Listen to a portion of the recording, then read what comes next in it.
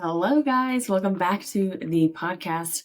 I am tuning in, and this episode is going to be a portal through celibacy and how I relate to that, what my journey is for about a month. But before that, it seems like a weird topic, but I feel like it's going to tie in. It might be tying into what you're going through in relationships, in relationship to sex, but also it might tie into the little card drawing that I had drawn for us.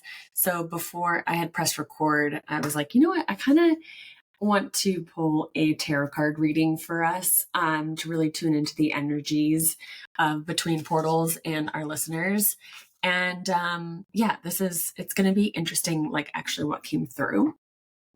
I am using a new tarot card deck that I am like literally obsessed with. My friend Kate brought this to St. Louis when she came to visit me, and I was like, I need this deck because I feel like I wanted to get connected to more of my animals, and I wanted like a spirit animal deck, but I was like, no, none of the decks really I don't know, spoke to me. So like I never got a spirit animal deck. And then when she came to visit, this tarot card deck is like a classic deck, but like there's animals all throughout the pictures, which I'm just like absolutely obsessed with. So anyways, it's the Wild Unknown Tarot by Kim Kranz. So this is what it looks like.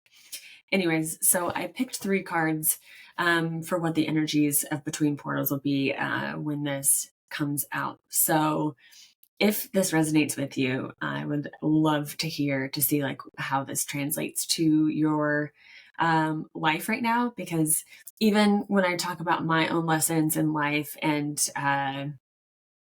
reading, so much is paralleled with the energy of like what's going on directly to the listeners and to everybody else. Like energetically, we're all really connected. So usually if someone's going through something, you might also be going through that. That's why it's so important for us to like share our stories and really share what we're going through together. So the first card, which is just like absolutely fucking funny, because I literally was on a walk today and saw a deer come out of the trail, like right by the people. Like it was just like super out of the blue, just like hopped out. And at first I literally stopped and turned to my mom. I was like, is that a fake deer? Like it's literally just like stood there like a statue. And she's like, oh my God, no.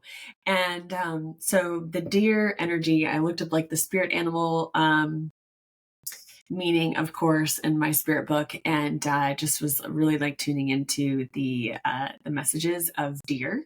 And freaking first card that came is the Father of Pentacles, and it's literally, if you are watching in video, it is of a deer, and the horns or antler is like all colorful. So this is like really exciting. First, we have a deer. So the Father of Pentacles, and I'm just going to read the little blurb because I just love the way that he writes she writes the description. The Father of Pentacles is steady, entrepreneurial. The Father of Pentacles is a steady, gentle man. Upon first meeting, he can almost seem dull, but because of his extremely calm temperament, because of that. But underneath is an incredibly passionate man who prioritizes the stability of his job, family, and home. He is entrepreneurial and diligent at work. A true pleasure to know. So it just speaks to like, I feel the energies of the work being done, being dedicated, being committed to what you're doing, maybe in work or a passion project or your healing work, just kind of like being dedicated to what you're doing. And yeah, maybe I have an audience of entrepreneurs. So I know that I'm definitely, in that space and love to create and in process of creating a lot of things, especially for this community. And it's exciting. So it's the Father of Pentacles is what led us through. And then I'm thinking too, with like, my intention was in this episode to talk about celibacy and being steady within yourself and being sturdy. And being steady within yourself really is what came up. And it's like being steady in your own energy and being still. And it could feel dull and boring because you're like, ugh, gross. Like you're not being with anybody. But it also is prioritizing like your own passion and your own work. And at the end of the day, it will be a pleasure to know in the long run. So that could be, that's the start. And then the second card is the Fool. So you see the little Fool card with the little chick on the branch. The Fool is spontaneity and innocence, which is ironic because if you go back to being celibate, it's like clearing out your womb space. Even if you're not a female listening, like men have their own energetic womb. So even if you have a period of celibacy, you're still resetting your energetic womb, whether it's the actual internal womb of the female or the man's external womb. And that gets to be in my book a bit, but it's just kind of funny that like, as I'm like, okay, celibacy, now we're thinking about that. And then the Fool comes in and it's like spontaneity and innocence. So it's like you're bringing your womb back to being that innocence space.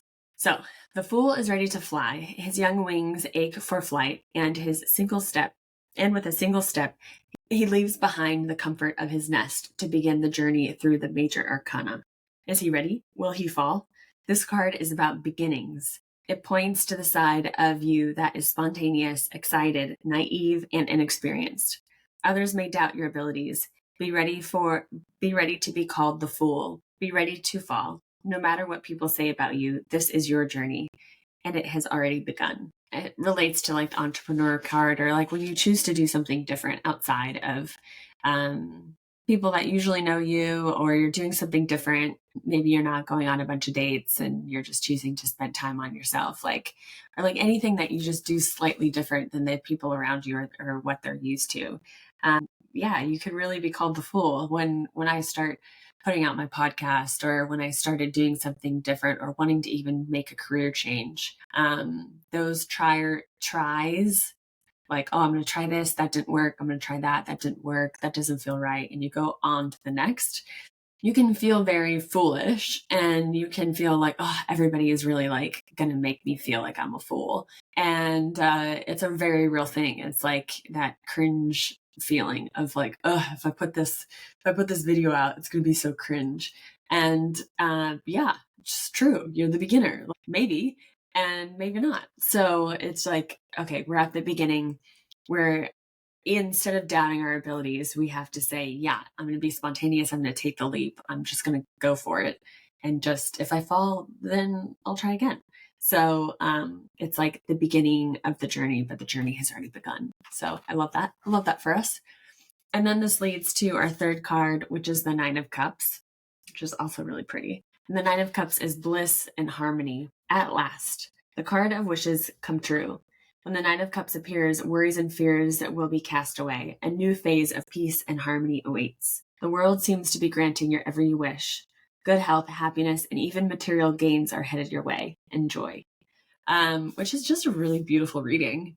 So it's kind of like, okay, you're steady in yourself. You go out and you try to, take the leap, fly out of the nest, do something different, and then blessings are going to come. Harmony is going to come within that like foolishness and that like weird face. Like you flow from the nest, and then you're like, wow, it's actually things are going to come true.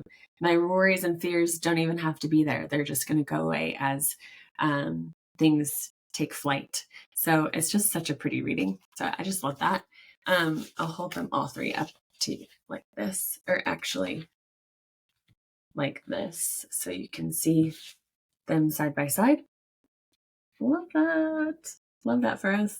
So anyways, we'll carry into the celibacy portal that I feel called to talk about. I mean, I don't really have that much I don't want to say credit, like substantial right to talk about it in a way, because I literally it's been a month. So I'm like a month into deciding that, like, yeah, I'm going through a celibate period. And what that means for me is not having any partners, any sexual partners, or even any emotional partners. So, like, I'm not on any dating apps. I'm not trying to like actively meet somebody. Really had just like cut ties of everybody that I have previously dated.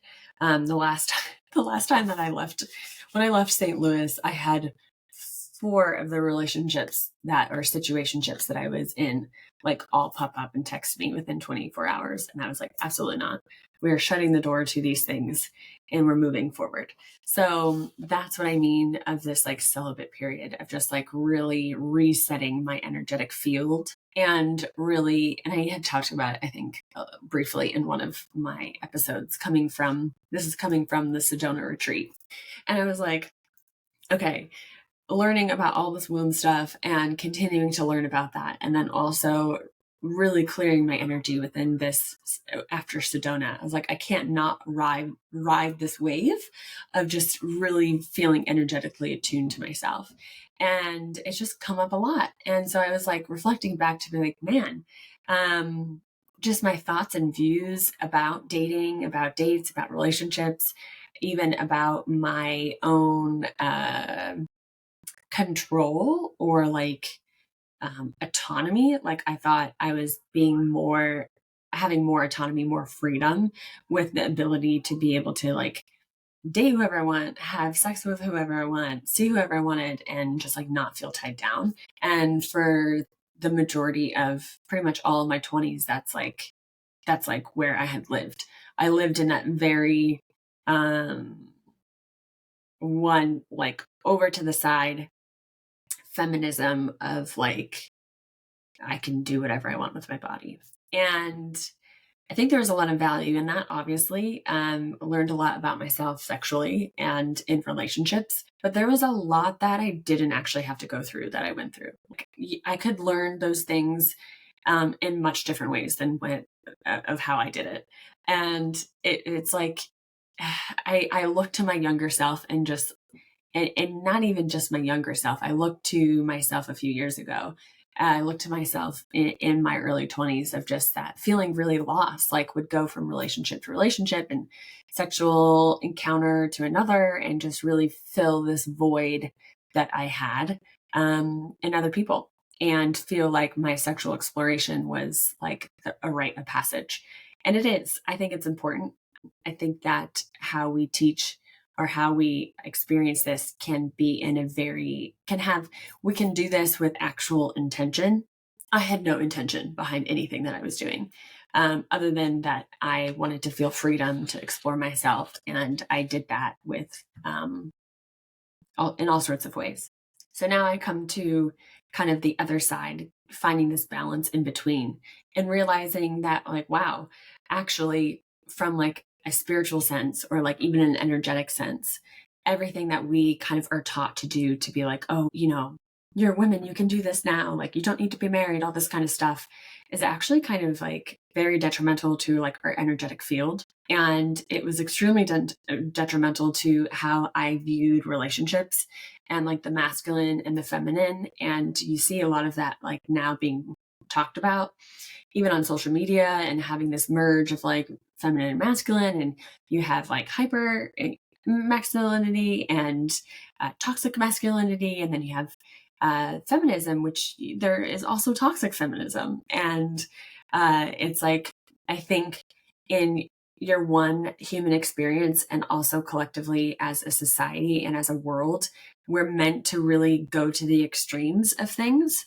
either as yourself or seeing the society do that. So like, we were super to one side in a few generations of like, you got married really young, you had kids, boop, boop, boop, like you were like, whorish if you went out and had divorces and stuff. And then, as a society, then we are like, okay, now we can get divorced or now we can have multiple partners. Now you don't have to be married. You can own land and you can do all these things for women.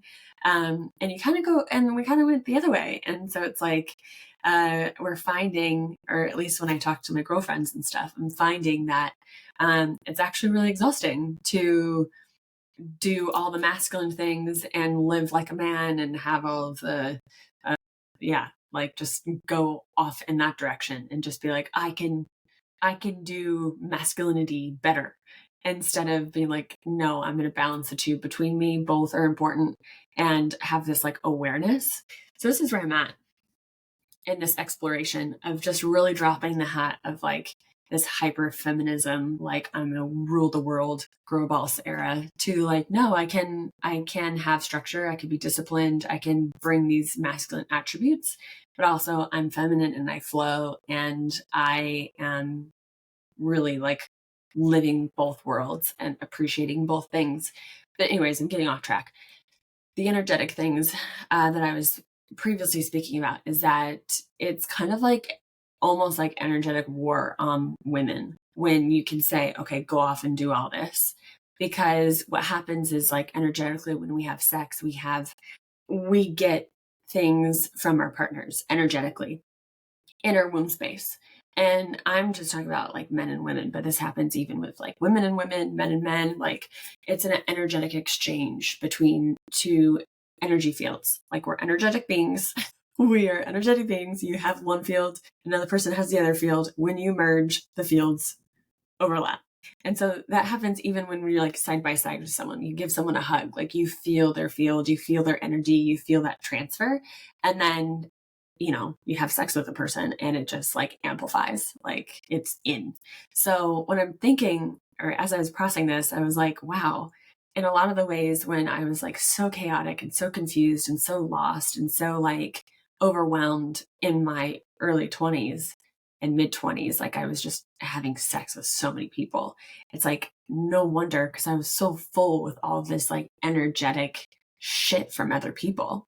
And this experience of like, whoa, okay, if you relate to like our intention and how we relate to things is everything. So as soon as I stopped relating to my power, my female empowerment, and like my female right to have sex with whoever I wanted and whenever I wanted, and having that equal freedom for me, as soon as I related to that differently, I was like, wait, that's actually not giving me freedom.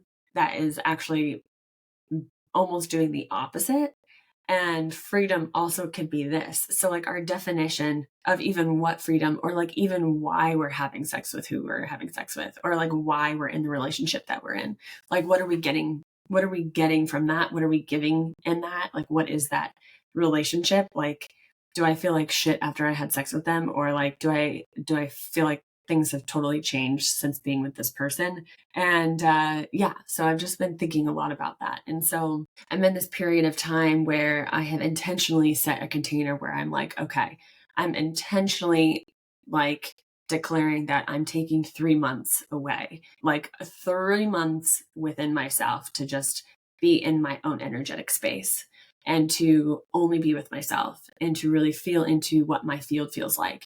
And in this process of only being like doing this for a month, like it's giving me a lot of space. Like I was talking to one of my girlfriends and I was like, oh my gosh, I really I can't remember the last time that I wasn't talking to someone, thinking of someone, getting over somebody, or like reminded by somebody. Like I haven't been in that space in a really long time.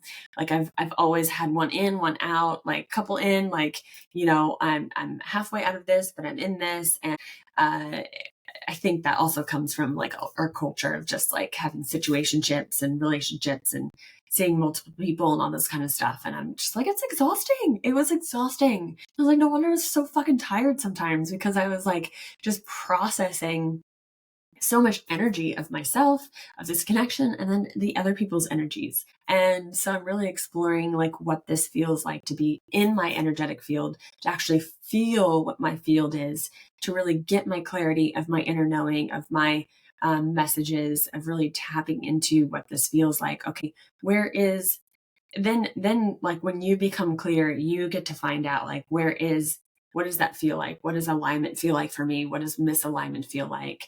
I'm able to now get deeper into the different parts that I'm working with, even within my womb space, within my heart, with this field of knowing. So it's almost like I'm getting used to my energetic field again, when I haven't just been in my field for a really long time, like 10 years, you know? So it's like you think to yourself, like, when was the last time I was just with myself? When I was just in my own field, when I was only feeling my own emotions. And I think, I mean, especially there's people have different areas or aspects to this that that they'll have their growth period in. So for me, taking space away from people is growth for me, is really powerful for me. But sometimes if you have been in this space, if you've been celibate, not really intentionally, or just like because you haven't put yourself out there, the growth for you might be actually trying to see what you feel like, see what your field feels like in relation to another. And so, yeah, you can have different kind of edges to like this growth. If like growth is what you're looking for, which ultimately I'd argue, even if we're saying that like we don't want growth or we're not actively seeking it, it's like, why would we be doing the things that we're doing? Like, no matter what, you're growing. And I think like even in that spot, like if people stay the same or people don't change, or if you're just like, they know, I can't be with them because they're not growing as fast as me. And we make it this like competition, or or that like you're higher up than the other or makes you feel better. But I would argue that like we're growing all the time, no matter what. So even if you feel like that person externally or you externally is not showing growth, I'd argue that they are, because we're here growing all the time. Like you can't be on earth and not be growing. Like either you're growing through staying the same or you're growing through making changes. And just because your changes look different than another person's change doesn't mean that they're also not growing or growing. So my process of my current chapter, this current life phase of growth, is really important for me to take this moment away from other relationships.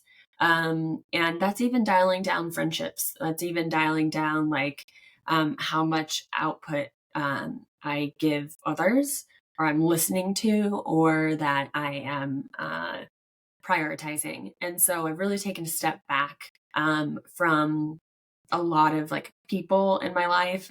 And it's funny because I didn't honestly like say that to anybody. Like I just like made that decision. And it kind of has just evolved as I've been like really just trying to be in my field. And I've had some people like feel that and be like, hey, what's going on? And which is really interesting because like I didn't think that that would be felt by other people. But of course, we're all connected. So, of course, that's going to come up. So, yeah, really taking space, like a way to just really suss out your field. And I mean, at the end of the day, this is what boundaries are. This is like energetic boundaries. And I think it's so ironic and so not by coincidence that there's so many things in our day-to-day life and in our culture and our society that really just perpetuates leaky boundaries. And it's like just as detrimental as I think like how we learn about leaky gut. And like I'm like, oh my god, okay, I'm learning about all this health stuff, and the gut's really important, and everything's related to the gut and our mood, and everything else in our body is like related to the gut. So if you have a leaky gut, then like your whole system's out of whack.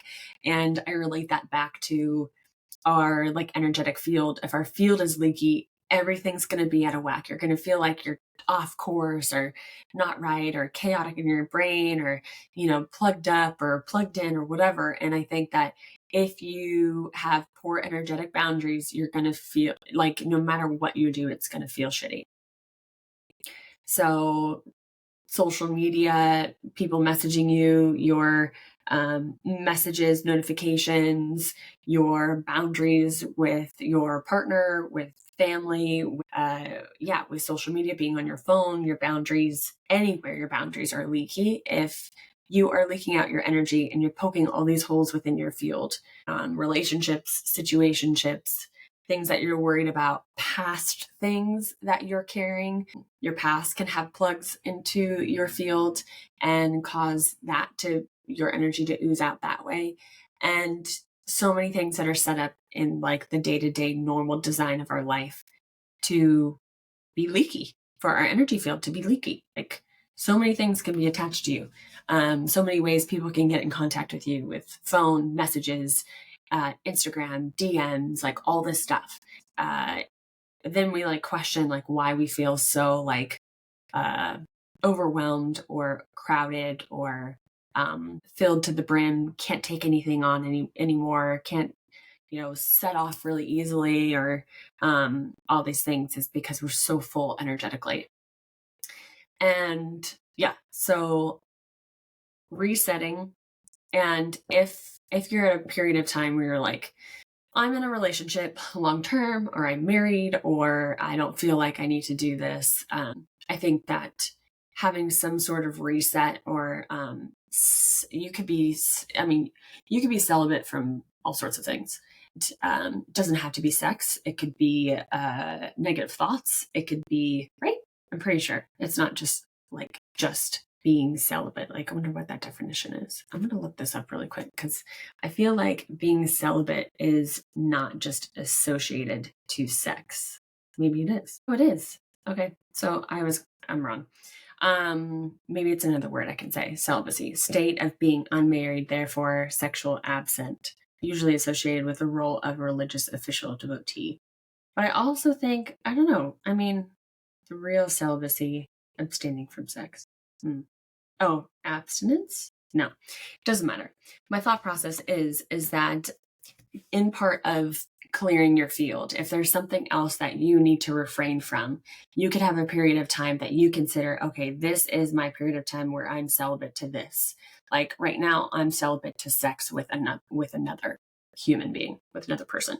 Maybe yours is with social media, or it's with how you're talking to yourself, or your boundaries with another person.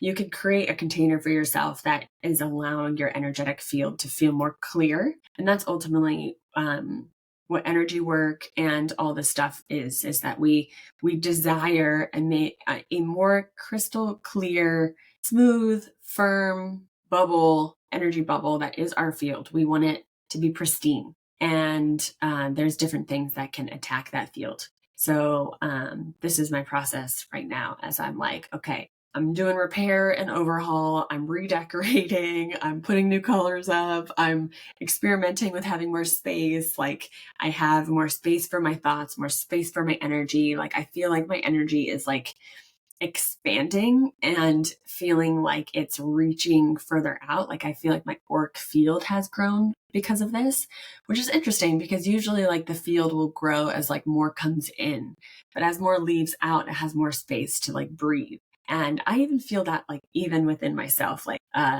in day to day, like I feel like I just have more spaciousness within my like mind. Like, I'm not having a ton of like these overwhelmed or like just like thoughts that sometimes like you feel like, oh, I'm thinking this, or I'm this, or I've got to do this and this and this.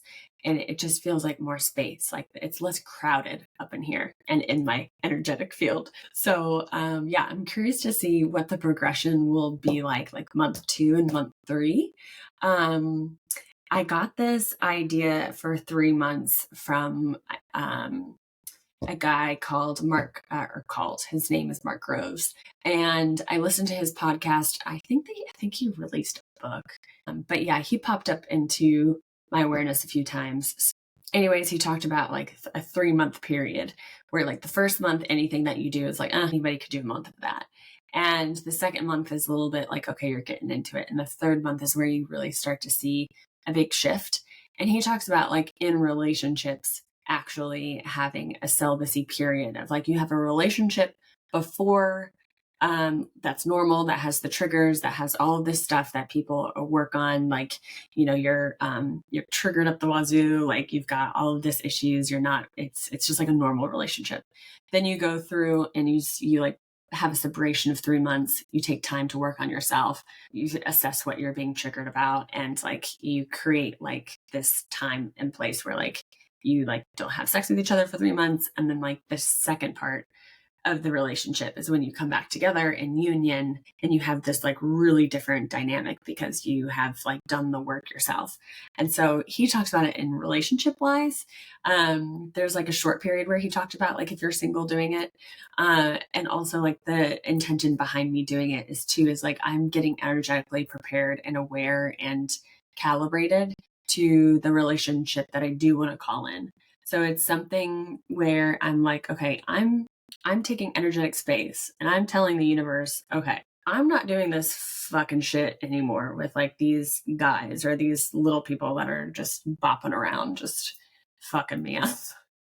I'm not doing that anymore. I'm calling in this. So in the physical, I'm deciding to make these decisions, make these moves, and I'm clearly going with this intention as this is what I want to manifest. And that's like how we can most clearly identify with the universe and show up physically with what we're doing instead of just saying shit. Cause like anybody can say shit. Like, you know, if you've been in a relationship, people can just like talk your ear off and just like really just say whatever they want. And it's really by action is like what we have to really identify with to be like, okay, you can tell me all these things that you do all this or you know, you say these things of like what you want or whatever. And that's what like the universe is just like, this is my manifestation. This is what I want to do and who I want to be. But then if you go and do dumb shit that's like not in alignment with like what you want to manifest, and the universe is gonna be like, no, like she's not ready for it. She's not showing up the way that she said that she was. Like she's just talking about it, but she's not actually doing it. And that's where like the whole term embodiment comes in. And so it's just a challenge for myself to be like, okay, if I want X, Y, and Z, am I really making the actions towards what I actually want to come about? It's like that whole thing where it's just like, okay, you say you want to be fit, you say you want a good body, you want to feel good, you want to feel healthy, but then the actions of like, you're not getting steps in, you're not going outside, you're not exercising, you're moving your body, you're eating really shitty food, all that kind of stuff. So it's like the action piece has to match the verbal piece. And then it's like, boom, the energy can move forward. So this is a way that I'm also recalibrating my energetic field, my intention, what I want to create, and who I want to call in. So that is a really powerful thing where we can use our own actions as well as like our emotions, what we want, being very clear with the universe to be like, yeah, this is it. This is what I want. And I'm going to wait for it until I get it and not settle. So that can come with like work, relationships, anything, you know, anything we can that we desire to happen.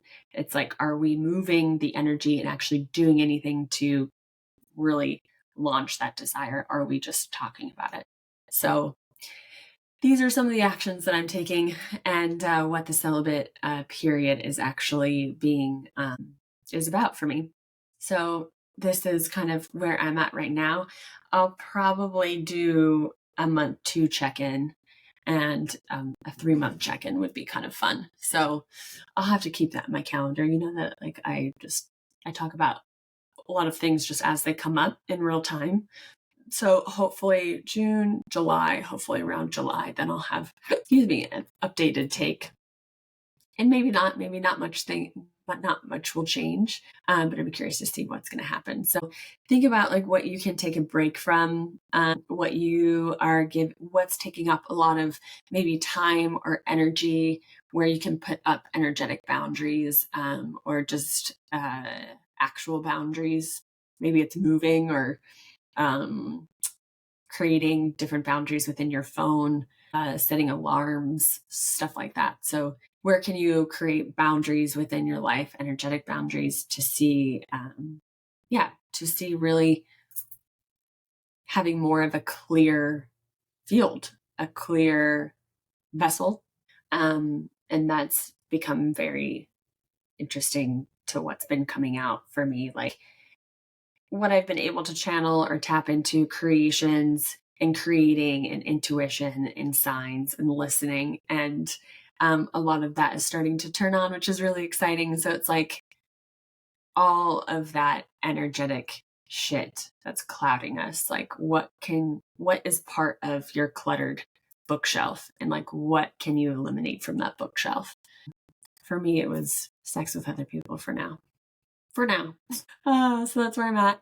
I hope this episode finds you well. If you feel like somebody needs to take a break from dating, or if they need a celibate period, or if you're just like, feel like this would resonate with someone, I would absolutely love it if you can send it to a friend or someone that you're thinking about. You can even message me your thoughts on this, because it's a very peculiar topic and interesting, especially if you know me personally. This is very difficult for me to do.